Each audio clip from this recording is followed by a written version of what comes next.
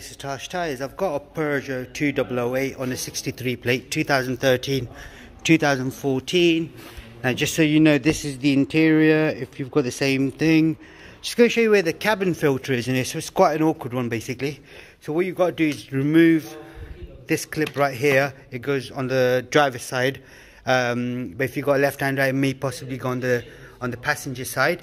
But to see, it's right inside there. Just going to put the light on for you.